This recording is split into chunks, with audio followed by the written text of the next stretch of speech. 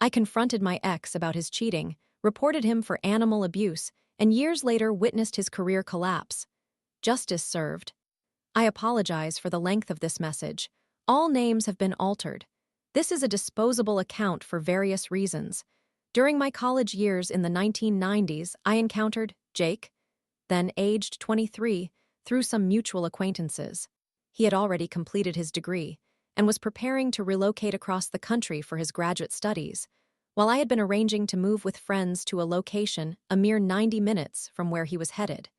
We shared numerous interests, fell for each other, and it genuinely felt like destiny, both planning to move 3,000 miles and ending up so near one another.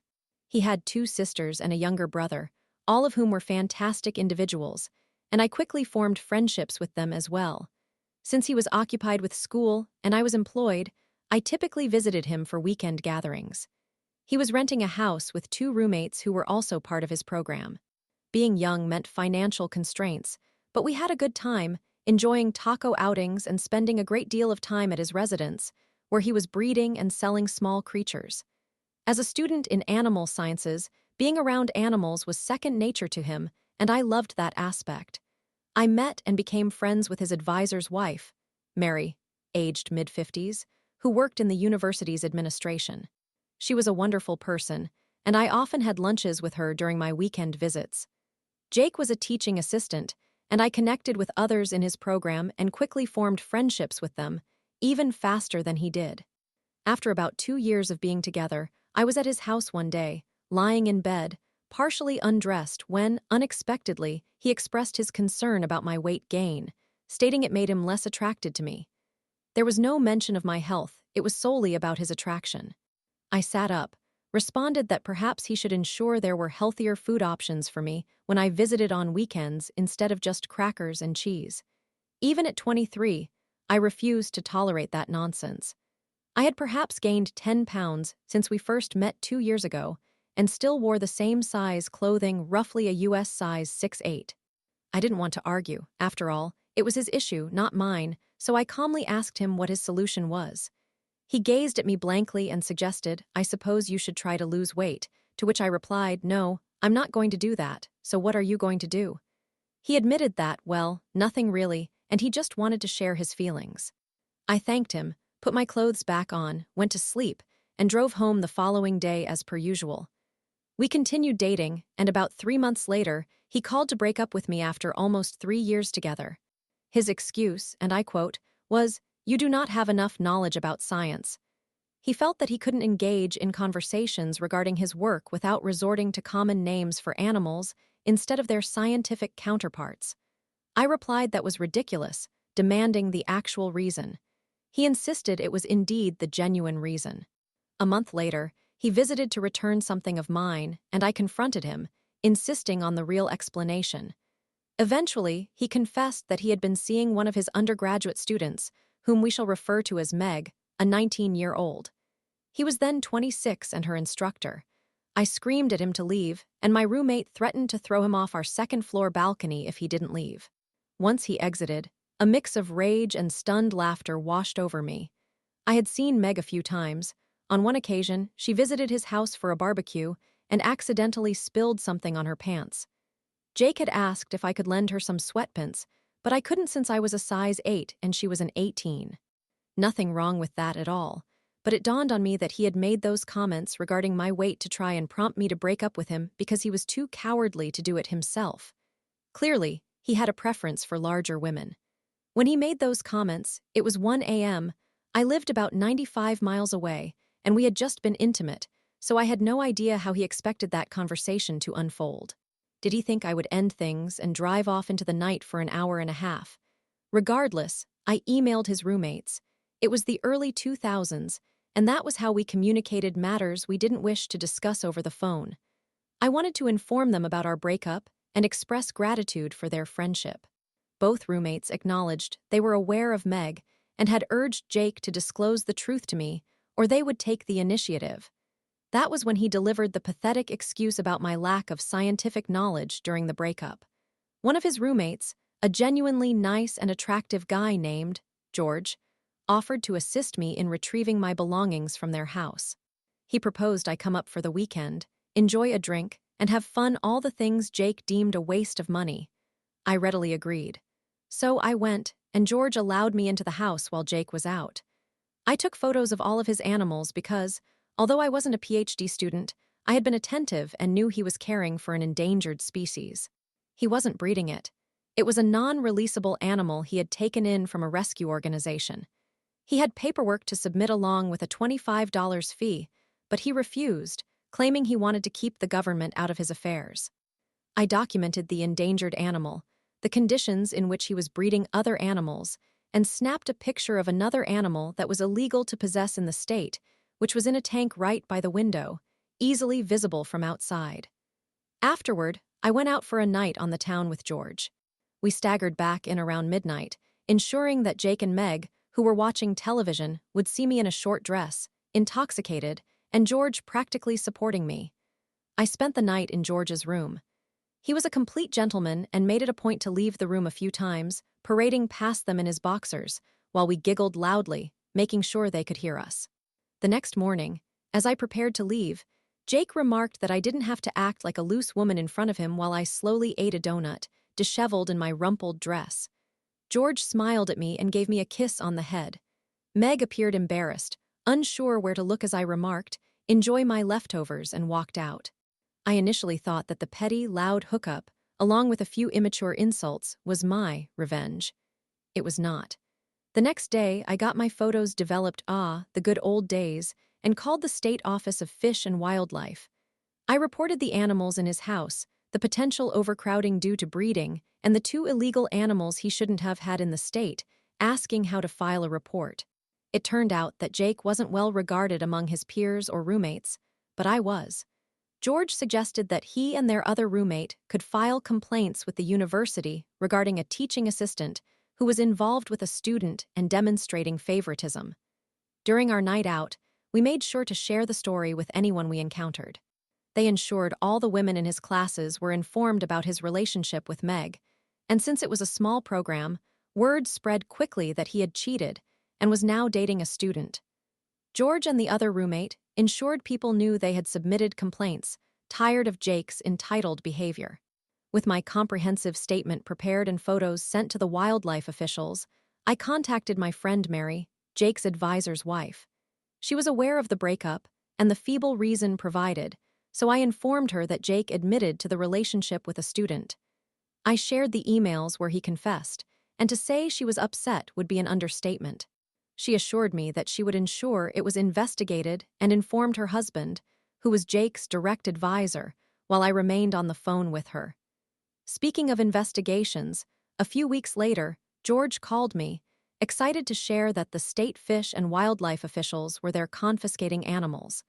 He informed me that he would happily supply any information they needed. Meg was present during the ordeal and told the officials that, as far as she knew, all the animals belonged to her boyfriend, Jake, claiming they were all legal. This helped to spare George and the other roommate.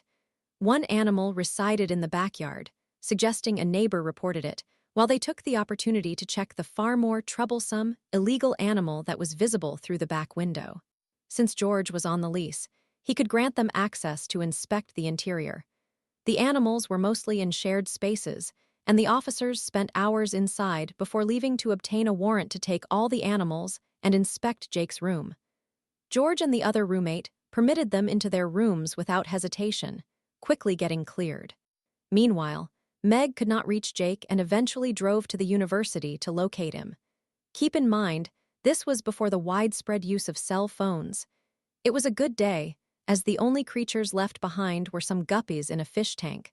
Graduate students rely on grant funding for research, much of which comes from the federal government for animal studies. Jake had just secured an Environmental Protection Agency grant when he broke up with me. Consequently, I contacted the EPA to report that a person with a federal grant was under investigation for illegally harboring endangered animals. To make a long story short, he lost his EPA grant and was obligated to repay the funds he had already accessed, totaling nearly $30,000. He would be unable to secure any future federal grants. Although he avoided jail time for the state charges since all the animals were in good condition, he lost all his breeding animals, worth thousands of dollars, as they were collected for safekeeping during the investigation, along with the 2 illegal animals. Ultimately, he was fined $15,000, and the 2 illegal animals went to a local nature center. For years afterward, I would stop by to visit them whenever I was in the area. The university revoked his scholarship and terminated his teaching position due to having an inappropriate relationship with a student. Amazingly, he avoided expulsion, but it always struck me as shocking that he never attempted to conceal his relationship with Meg. He was so foolishly self-assured that he didn't even wait 4 weeks until she concluded his class before publicly dating her. According to university policies, he would have been permitted to pursue a relationship with her after no longer being her instructor, so long as she refrained from taking any classes in which he was a teaching assistant. It never fails to amuse me. After a few months, I reached out to his sisters, expressing that I missed them since Jake ended our relationship following his attempts to body shame me and was unfaithful. I felt awkward about contacting them. The sisters informed me that Jake told their family I ended the relationship due to the distance. I then forwarded them emails from Jake written after the breakup, explaining how he had developed feelings for Meg, apologizing, but stating it was true that I couldn't match his academic prowess, which attracted him to Meg. Jake managed to persuade his father to finance 1 more year of school so he could earn a master's degree instead of pursuing a PhD. And while I maintained contact with his siblings and brother via email and social media, I largely moved on. I got my revenge, made new friends, Mary became like an aunt to me, and I continued with my life. I eventually pursued a master's degree myself, specializing in helping scientists and doctors communicate their work to the general public essentially, to those of us who struggle to remember scientific terminology. Coincidentally, this career path unfolded unexpectedly, but I enjoy it immensely, working with everyone from small-town healthcare providers to pharmaceutical firms, museums, government agencies, and even filmmakers. I travel frequently, present lectures, and have the opportunity to learn fascinating information about our planet and its functioning. I learned through Jake's siblings that he and Meg eventually married and had 2 children. Meg left the field of science to become an accountant, while Jake returned to animal breeding. Occasionally, his sisters or brother would share news over lunch or via text, but we maintained our own relationship separate from him. When I sent a wedding gift for one of his sisters, he complained loudly at a co-ed bridal shower that all his siblings remained my friends and made no effort to welcome his new wife, Meg. Allegedly, his sister responded with laughter, stating she did not make it a habit to associate with homewreckers. This was how Jake's parents discovered the origins of his relationship with Meg and how ours had ended, a full decade after we parted ways. Jake never realized I was behind reporting him to the state, and ultimately, I did not fabricate a single detail, save perhaps for exaggerating a drunken kiss shared with George, who is now a successful, tenured professor with a wonderful wife and daughters. Fast forward about 20 years to just a few weeks ago. I was giving a lecture at a university attended by 250 undergraduate and graduate students. Afterward, while mingling with students, I heard a voice say, "Hey, it's been a while," and to my surprise, I recognized it was Jake. I maintained a neutral expression, completely shocked and instinctively decided to play dumb. I replied, "I'm sorry, refresh my memory." "Have we met at another workshop or lecture?" He stared at me, incredulous, and replied, "It's me, Jake," to which I responded, "I can't place you, but I would love to figure it out." I finally exclaimed, "Oh my goodness, Jake, I must have blocked you out." I added, "It's lovely to see you," and quickly moved away as he attempted to reach for a hug. I was content to leave it there, relishing the satisfaction of him observing me as a guest lecturer in a science department at a significant university while he was merely part of the audience. The department chair and faculty members who invited me for the lecture took me out for dinner. During the meal, one of them inquired if I knew Jake. I told them I did, from over 20 years ago, being deliberately vague. She proceeded to explain that he had been there for an interview for a teaching position and had spent a few days observing, and they were likely going to offer him a job. I could not hold back my scoff. When they all turned to look at me, I quickly apologized, clarifying that I was just amazed he was still teaching after the events at University X. They questioned what transpired, and I revealed that he had been involved with a 19-year-old student while he was 26 and had to leave the program without a PhD due to his inability to afford his studies after losing his scholarship. The three individuals I was with exchanged concerned glances, clearly understanding they had a significant issue on their hands, before saying, "Wow, we'll have to look into that," and altering the topic of discussion.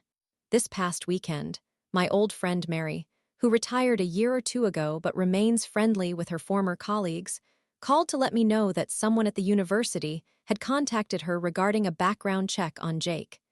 They pulled his records, which included details about his termination, leaving the program with a lower degree, and the complaint letters from over 20 years ago concerning his conduct. Since Mary's name was attached to it, along with her husband listed as his faculty advisor, she thought I might want to be informed. As a bonus, the records also contained a copy of his arrest record concerning the illegal animals. It seems his father had hired a decent lawyer to expunge the record after the charges were reduced and fines settled, so it doesn't appear on standard background checks. I doubt he will secure that position. Thus, I will return to my life, satisfied that the universe has a way of rectifying matters, especially when you lend it a helpful nudge. The most effective form of revenge is when you don't have to engage in any wrongdoing. You merely need to guide knowledge to the appropriate channels.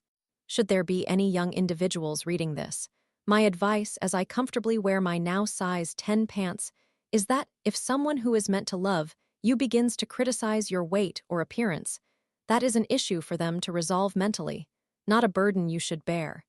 It may be an indication that it's time to investigate what they might be doing behind your back, or simply to move on. Ultimately, remember, their flaw is not your own. Had Jake not acted cowardly by attempting to manipulate me into breaking up with him and instead ended things maturely, I might never have discovered the affair with Meg and exposed his own misdeeds against him. Story 2. How to improve customers' production by 233% in less than 10 minutes. The straightforward yet efficient solution is detailed at the conclusion of this post, including a summary. Please note that this story is 5 years old, and the solution continues to assist individuals. The issue arose while I was still working on the front lines. Everyone, that device is as slow as molasses in January. User 1, gentlemen, I powered on the computer yesterday and can finally log in now. User 2, deep sigh. User 1, a week later desperate, watery eyes. User 3, I need to submit reports to management in an hour, but Excel refuses to start. User 4, these are just some of the remarks we hear weekly at $client's location. Within a network of 3,200 workstations, laptops, we frequently faced a set of inexplicably sluggish systems. When we say sluggish, we mean excruciatingly slow. Nothing seemed to help. Monitoring tools did not show any irregularities, CPU readings appeared normal, and memory seemed sufficient. Rebooting the device, reinstalling the operating system, testing an alternative image, adding more RAM, replacing the solid-state drive, changing out network cables, at the workstation replacing switches in the server room, contacting the manufacturer, despite consulting with human resources. We replaced some users, but the systems remained slow. Users eventually grew weary of reporting it. They regarded it as a part of life. Some systems were sluggish while others were quicker. However, these laptops were an improvement over the previous models, so it was accepted. Yet this doesn't seem right, does it? Knowing that some users can only operate at a fraction of their potential. A sluggish workstation results in sluggish users. In the fourth quarter of 2017 and the first quarter of 2018, a migration to Windows 10 occurred in this environment. You know the routine establishing an assembly line to bulk provision those machines with the shiny new operating system we all enjoy. However, during the provisioning process, we observed that not all devices kept pace equally. Some laptops, including for policy retrieval, took no more than 45 minutes, while others required over 4 hours. Remarkable. Some laptops booted up in 1 minute, while others took 15 minutes. Equally remarkable, we decided to troubleshoot once more. We discovered that Windows 10 monitors performance differently than Windows 7. In Task Manager, we noticed something quite astounding: laptops were operating at a maximum of 30% of their capability, using only 0.78 GHz. There were users who were functioning at 70% less efficiency within the same time frame as their colleagues with speedier systems. That sounded like a significant business issue. Thus, we contacted Dell, the manufacturer, again. This time with a substantial complaint the laptops were underperforming. The manufacturer was equally perplexed. Was it Windows 10 fault? Since the devices originally came with Windows 8, we even attempted downgrading, but to no avail. We were back on the line with the manufacturer's technical support. After about a month of backwards and forwards, we managed to schedule a technician to replace the motherboard, and therefore, the CPU. Finally, we found a solution. From a sluggish machine, it transformed into a fast working model. Subsequently, we reached out to all users we knew had received a laptop operating at 30% capacity. The news spread quickly within the organization, and within a month, we discovered that 150 users were affected by this problem. However, we also uncovered that some users had received multiple laptops with a 30% CPU several times. Some of these laptops had even been repaired by a technician. How could that be? The technicians were baffled, we were baffled, and even specialists were puzzled. It was time for a web search. Somewhere, buried on page 525, if I recall correctly, of Google on a dubious forum, we encountered a suggestion. Open the system, take off the keyboard, and unscrew screw X. Since we had exhausted all our knowledge, we shrugged our shoulders and, in a bold spirit, eagerly seized the iFixit kits and got to work. What did we find? Screw X was indeed the issue. We were astounded. The on-site technician, upon hearing this, burst into genuine laughter. If screw X was tightened excessively, it made contact with the motherboard, causing the malfunction. If you pressed the C key on the keyboard too firmly, you would temporarily experience this problem. The time required for an experienced administrator, barely 10 minutes. My colleague became so proficient at it that he could accomplish it in under 3 minutes. The video I created as a guide runs just over 7 minutes. We devised a script to proactively identify laptops operating at the restricted speed. We could now reach out to users affected by this issue. We've resolved the problem for over 400 laptops. Summary. $client had numerous sluggish laptops. No one understood why. Almost every possible solution had been attempted. During the Windows 10 migration, we discovered that laptops were functioning at only 30%. The cause was a screw. Removing the screw takes fewer than 10 minutes. Production capacity increased by 233.33%.